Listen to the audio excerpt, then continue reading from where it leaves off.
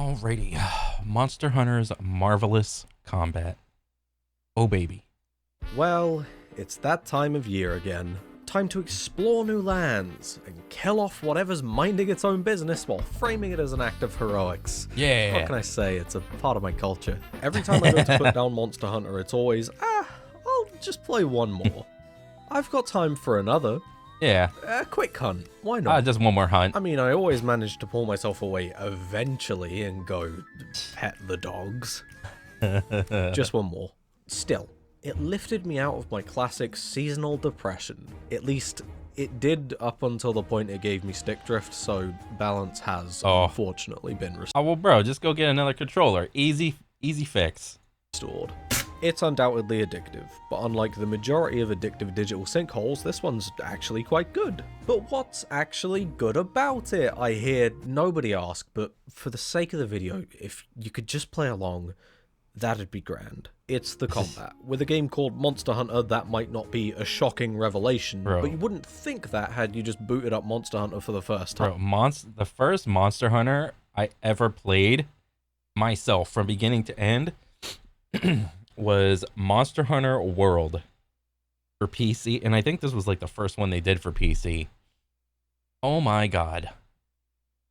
I thought this was like the coolest fucking game ever, because every aspect of it really just caters to the,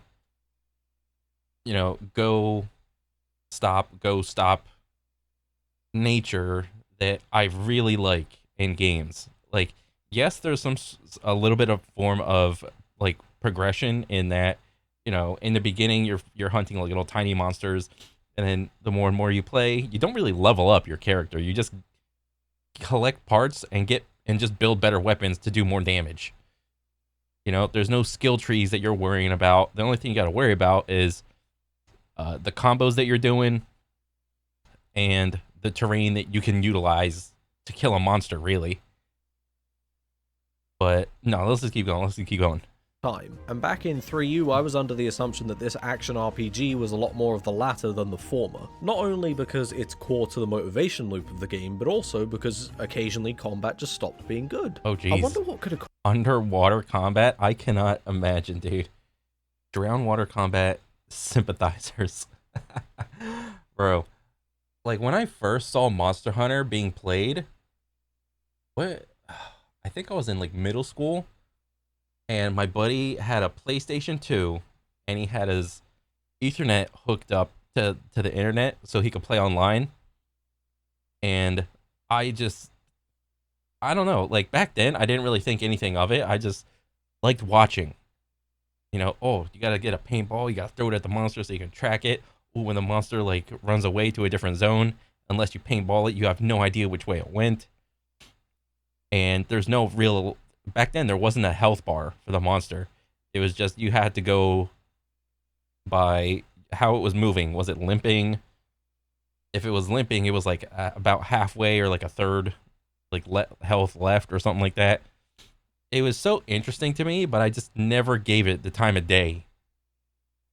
Cause that. Killing monsters will give you materials specific to that monster, which allows you to make new weapons, which makes it easier to kill larger monsters. Right. Early on in the game, progress allows for more progress, like some kind of katamari, but with a big sword. Yeah, snowbally. You get drawn to a big new sword, and that anticipation helps to keep you playing. But by the time that falls away and improvements become choices of preference rather than objective upgrades, you'll probably have found a flow that you've either fallen in love with or stopped playing long before that. Fighting new monsters can only carry so much of the gameplay weight. It's easy to get lost in the grandeur of fighting a giant European folklore creature or a big fish. But the novelty that spectacle provides is just that, a novelty. And while a combination of animation and AI helps you forget that they're effectively a big cube with a bunch of variables stored inside of it, it's the three mechanical pillars of combat that helps to keep every cube fun whilst also keeping them varied. One of the main attractors for me playing Monster Hunter is its reluctance to put in the holy trinity of RPGs, in that the holy trinity is, tank, healer, DPS. Yes, there are classes with shields in them, but they're not necessary. And there are things in Monster Hunter that you can put on your character to make it like they're like a kind of a healer, but it's not necessary. Like the Holy Trinity, I would say in Monster Hunter is optional as opposed to mandatory. You know, if you get 4 people together that just know the fight and can play some weapons really well, you don't really need a tank and a healer. You can just run at that shit with 4 DPS essentially. And I think that's really cool. Them 3 pillars being the monster's impact, your weapon objectives, and the monster objectives. Combat goes like this: the creature is minding its own business until you come to liberate them. You'll beat the monster to a pulp in different ways depending on your weapon, ranging from juggling file buildups, ensuring you don't lock yourself out, managing 2 separate timers, and using 2 different weapons in sync with each other, to that really big move? Yeah, that's your job. Regardless of what weapon you're playing, everyone shares the reality that the monster is primarily in control of the fight. That's because while the monster can toss you around like a dog toy, you have to slowly build towards any knockdowns with the assistance of part breaks. This puts the player in what is effectively the defender's role. For the large portion of the fight, you're going to be responding to the monster. Perhaps not directly cowering in fear, but at least changing your actions in response to what the monster is doing. Oh, Leon, of course you change your actions depending on the enemy's attacks. It's a video game. Yeah. If you've ever wanted to have the illusion of combat fall away, think about the combat as you play Skyrim. Swinging swords, firing fire, Hatsune Miku, it's all here. It's all a lie. What frames itself as tense combat might as well be an introductory class to approximate mathematics, when the only important element to combat is whether or not you can go, oh, well, I make small numbers, and that one, I'm pretty sure it was big. That one's also quite big. Yeah. It's nothing an old can of Stella can't solve, eh? Whenever you or the opponent throw out an attack, nothing actually changes in the world. You put a big axe in his ribcage like butter, and he does the exact same to you. The game doesn't do anything to establish who's in control of the situation, because the only factor in combat that actually matters is who can throw out the bigger number. That's not engaging, that's preschool maths wrapped up in medieval aesthetics. It's not necessarily awful within the larger context of the game. After all, Skyrim places more emphasis on the RPG and exploration elements of its gameplay, but that doesn't mean that it's engaging combat. You like fighting in Skyrim because of the shit that it leads you to, not because of its riveting basic subtraction. Monster Hunter does a lot more to establish who's in control. When the monster can fling you away at any time, but you can't, you have to identify a position of power within the fight. It forces you to look at the situation and identify what options cause what outcomes. Not only when the attack is coming towards you and you need to recognize which way to dodge, or if you can challenge the moves more directly, but also when you should stop attacking, because it's causing you to commit for so long that you don't have an option to back out. Bro, like one of the coolest things about Monster Hunter is, or at least what they did in World and Rise and Sunbreak, or what was it, World and Iceborne and Monster Hunter Rise and Sunbreak. I don't know if it was like this in other Monster Hunters, but the fact that you can just go into a mission and spend, I don't know, 15 to 45 minutes just fighting one monster, and if you die 3 times, it's like, okay, you go back and you don't really lose anything. You're like, okay, maybe like your weapon broke or something, or I don't even think they implemented that, even like weapons breaking and a repair bill, because in a lot of other RPGs that's a thing. Like whenever you die, there are other things that happen to you in other RPGs that go along with, like, oh, you died. Like in Diablo or World of Warcraft, it's like 10% item durability loss, and then if you die 10 times, all your shit's red, you got to go repair it and blah blah blah. You don't get any of that bullshit with Monster Hunter. Okay? When you die like 3 times or however many times the mission allows, that's the punishment for that is just you fail. Start and go again. There's none of this, oh, I lost all my XP for that level, or I don't know, like an EverQuest or something, or oh, I have to do a run back to a raid, or, you know, like something like World of Warcraft. It's just, oh, you died a couple times? Okay, you got to go find the monster. So there's kind of a run back, like, type deal in that sense, but it's not even that bad. But it's just, oh, you died 3 times, you failed the mission? Okay, well, you just get carted back to town and start the mission again. That's it. The punishment for dying is it. Period. It's just dying. You failed the mission. That's punishment enough. You wasted your time. I don't want to go into an RPG and have all these other compounding factors go into it that come along with dying. All right, that's really annoying. Yeah, like, I don't know. I really like just the trial and error aspect of Monster Hunter. It really is just, like, you just throw your face against the keyboard, Super Meat Boy style, and just keep running the level until you can do it again. And in Monster Hunter, just keep fighting the monster again, however many times, until you learn the pattern, until you learn the openings. If this monster like sets its wing down, you should probably be attacking that first, as like a crit spot or something like that, or whatever. So I just really like that about Monster Hunter. Creates an essential layer to a fight that actively encourages you to participate with the game through every single attack, regardless of how big or small the change to your health bar is. Some of you might be on the brink of the phrase to like Souls games, and you should probably be careful. Rocks are about to come through your window, since both sides of the fandom are pretty sick of a comparison that only works on the surface. They might share the same consequences when hit, as well as sharing how you avoid damage, but the way that it interacts with the rest of the player's actions is entirely different. Souls titles focus heavily on stamina management and make the weapon. Oh yeah, and like whenever you die in Souls games, I mean, I haven't really played any Souls games. The only ones I've played is like Elden Ring. And even in Elden Ring, when you die, you have all your like monies or souls like just fall off and you got to go get them again. It's like, it's not enough for you to die. You have to lose a bunch of other shit that go along with dying. It doesn't happen like that in Monster Hunter. Again, you just die a couple times. Okay, go back to the hub and just try again.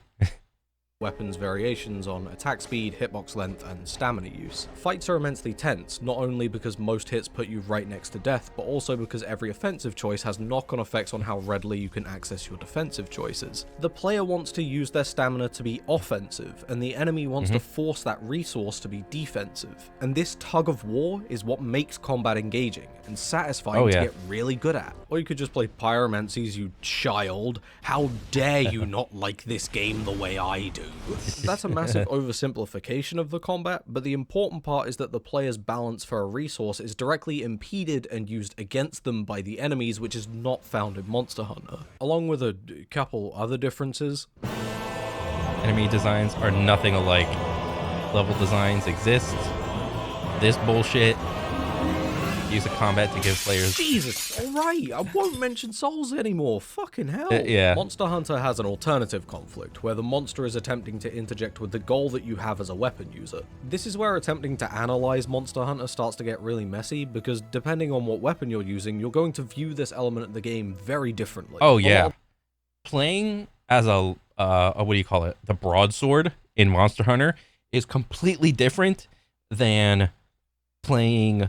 I don't know, dual blade, which is completely different from sword and shield, which is completely different from them playing the bow or either the light or the heavy bow guns, which is different than playing the lance.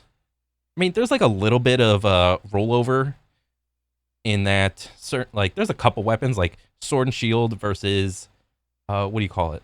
The charge blade switch axe, the one where it's like the shield and the sword, and then you can like fill up the files, and then you create this fucking like two-handed fucking axe thing you just whirl around and just clean house with. There's like a little bit of carryover between some weapons, or like with the lance and the gun lance, like a little bit, but I'm willing to forget about that. Other weapons that came from Monster Hunter's conception are more focused around hitting specific types of moves, and finding opportunities to land attacks that aren't always going to be the best option, but would be the ideal one. The greatsword, the hammer, the modern lance, they all have attacks that are objectively more powerful than most in their kit, but require more of an opening than the monster will normally provide. Between Monster Hunter World and Rise, I have never seen a lance player. They need to ditch that shit and just come out with something new. I have never seen Lance be good or played with a Lance enjoyer, to be honest. And I've actually tried to play it and enjoy it, but it's too clunky. As time goes on though, there's been more of a trend towards having weapons involve more elements of management. Build up this bar to gain access to a move that gives you another bar to manage. This weapon uses shells and resources that need to be reloaded, and only certain moves can be accessed from this specific resource. Fill this bar to get laughed at by your peers. There's now many more types of objectives. Bro, that's the cool guy bar. Get out of here. That the player wants to meet with their weapon, but they're all connected by the monster's independent actions attempting to stop you from getting there. You've still got the conflict of interest between the two parties, but it isn't as strong as something like, Bloodborne? The monster is still influencing your weapon goals, but in the same way that me placing this ad will influence your viewing retention.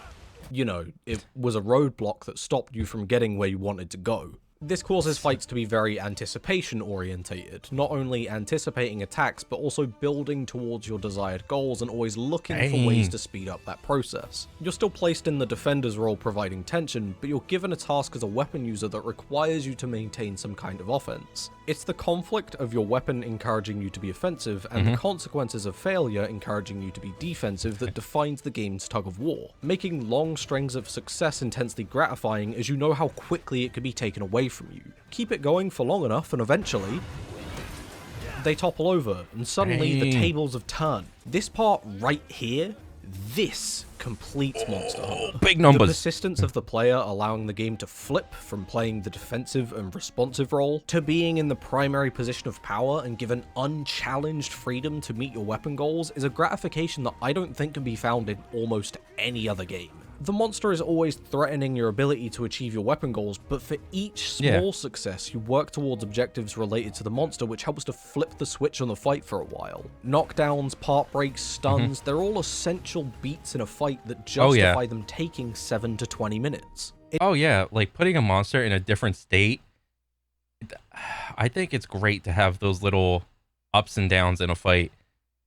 Because, you know, when you break a leg, a wing, a head, or if your guy has like horns or some shit, they'll usually get stunned or something.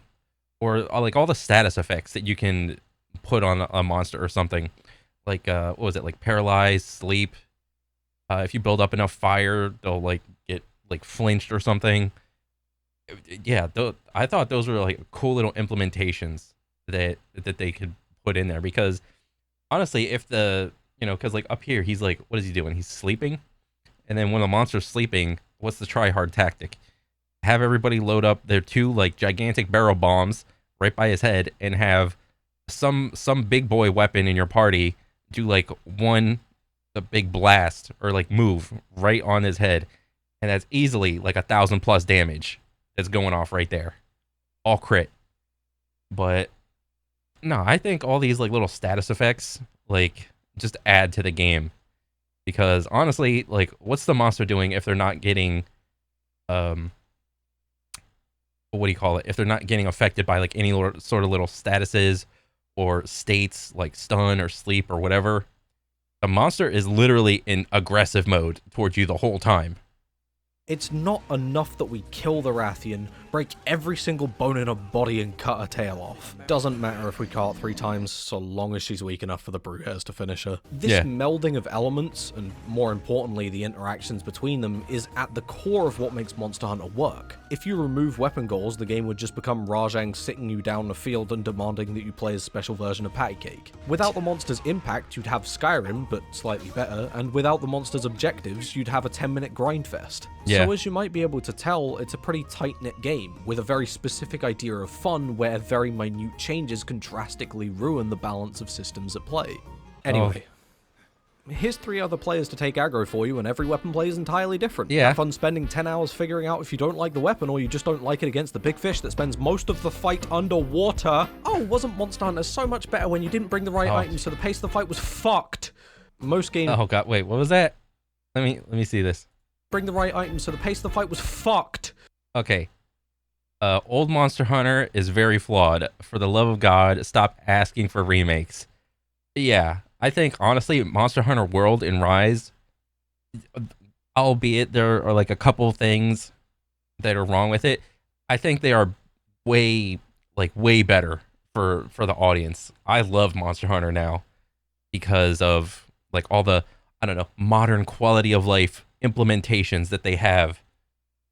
You know, even with like the item loadouts that you can have for your inventory, just being able to, you know, have an item loadout for your equipment and including your weapon, and just a complete item loadout for each weapon.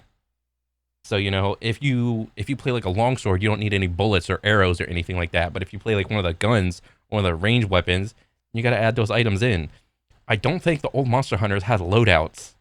All right, the whole item loadout and inventory loadout, huge plus for the game. I love it.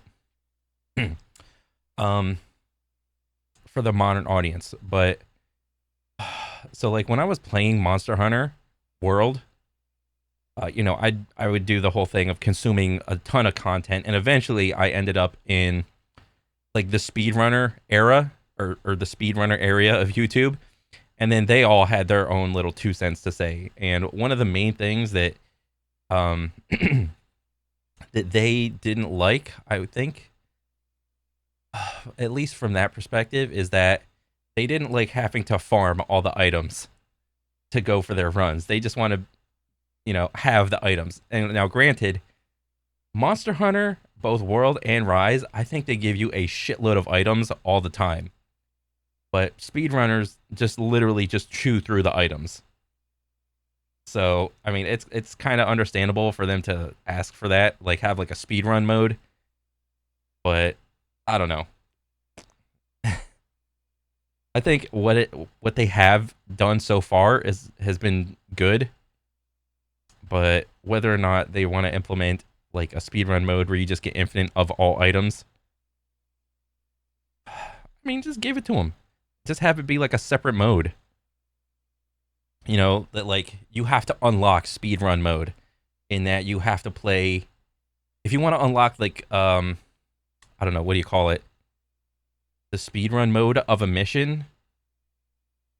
I don't know, fucking 4-star the mission or some shit with every weapon or something like that. I don't know, figure it out. Most games with such a focused loop would probably try to stick to that pretty tightly, but Monster Hunter's not afraid to put a bullet through its own idea of fun and then pass you the gun, unfortunately. Honestly, if you main either of the guns, you should find the time to find out what the end of the barrel tastes like. I'm getting sidetracked. Monster Hunter might not seem like a game with a whole lot of player freedom and expression, which is Big numbers, many numbers. But there's a lot of flexibility in how you can experience the core. You might still be word 1, word 2ing, but you can push down different aspects or increase them to your liking. Once you get over your crippling social anxiety, you could play with more players and reduce the amount of aggro that you have to deal with and lessen the tension that the monster provides. Yeah. Fucking hate people and animals? Turn them all off and make turning this one off even more intense. Yeah. If you want to more frequently enjoy that flip from defensive to offensive, you can play Hammer, where one of the key objectives is to hit the head, which grants you a stun on top of normal knockdowns. Scared of people thinking you're too dumb to play other weapons? Every weapon has a variant that allows you to run paralysis or sleep. Play that, and we'll all just pretend that you aren't a walking lobotomite. Want less to manage? Play these. Want more to manage? Play these. True. Want to keep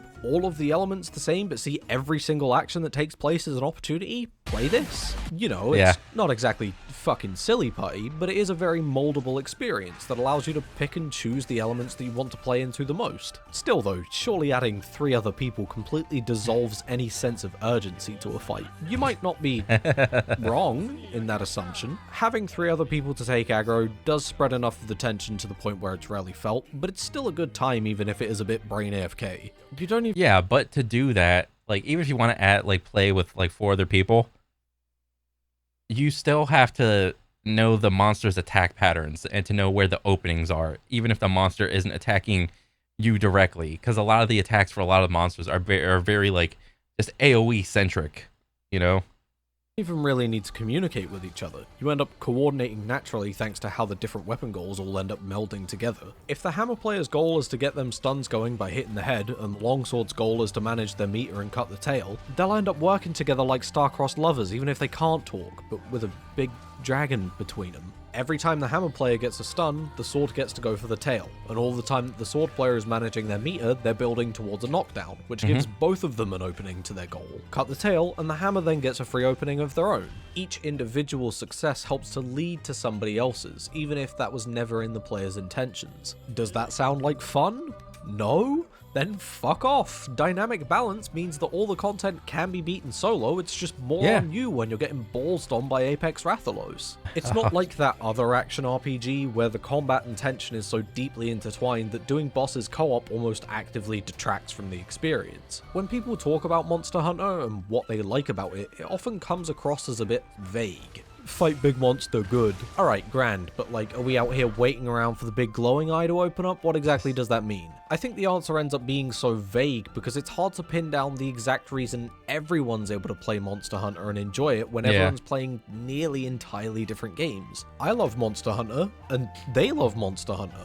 But role swap us and I'll ask you to go outside and check your mailbox. The weapon you choose creates very different ways that you approach problems compared to your friends, and so it's incredibly difficult to isolate a small set of mechanics that make Monster Hunter appealing. And what the player enjoys about combat is going to change based on the perspective that the weapon makes them take, as well as their preferences as a person. Or at least, I think it does, and the 14 pages of script that I've thrown away is all the evidence I can muster. What I think makes Monster Hunter good, beyond just the aesthetics and the concept of I can kill Godzilla with this small sword, is the interactions and flow between power dynamics caused by the different combat pillars that every player shares, and the player's ability to amplify and de-emphasize what they choose. But maybe that's just me.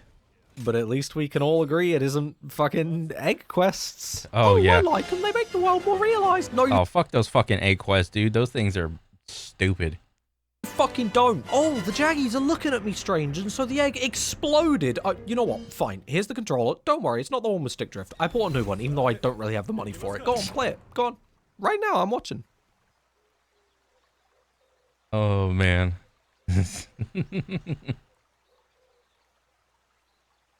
Oh, big surprise. You're not playing. You know why? It's because it's shit. Oh, let me go back. Well, Okay, bro. I love this video. This is just going over everything. It is just awesome about Monster Hunter. And I haven't played, what do you call it? Was it Sunbreak? I don't know. Maybe I'll go back and play Sunbreak. I played the shit out of Rise and got like all the main, I don't know, weapons and amulets I got for like a couple of my like favorite weapons or whatever. But I don't know. Maybe I'll get some buddies again to go play the, I don't know, the little expansion or whatever. I really hope they make a Monster Hunter World 2 or something, because that shit was just popping off, dude, for sure. But no, if they make another Monster Hunter, dude, I am for sure playing that shit. That shit was so fun. But no, this was a good video, man. Definitely, I want to see more. But yeah, that's pretty much it for me. All right, so take it easy, guys. Later.